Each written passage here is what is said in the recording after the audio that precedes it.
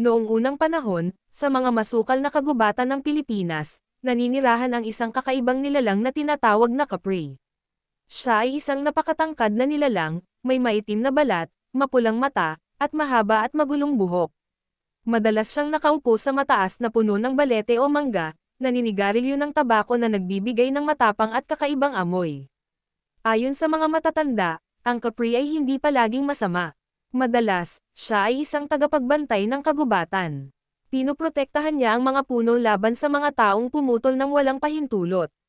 Kapag may manggahas na sirain ang kanyang tinitirhan, nagdudulot siya ng kalituhan, ginugulo ang landas, ginagawang paikat-ikot ang daan, o kaya'y nagpaparamdam ng mabigat na presensya para takutin ang mga mangangahas.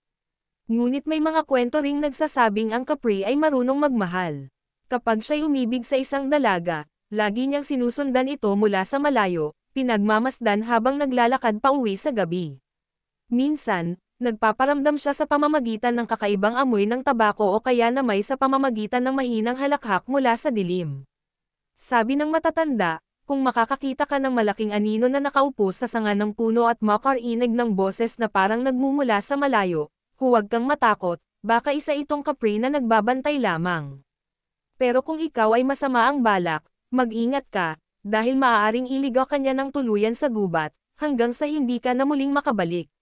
Sa bawat usok ng tabako na bumabalot sa dilim ng kagubatan, nananatiling buhay ang alamat ng kapre, ang higanteng tagapagbantay ng mga puno, ang nilalang na nakikita lamang ng mga mapusok at mapangahas. Ngunit tandaan, hindi lahat ng anino ay dapat katakutin, dahil minsan, ito'y paalala na may mga nilalang na tahimik na nagbabantay.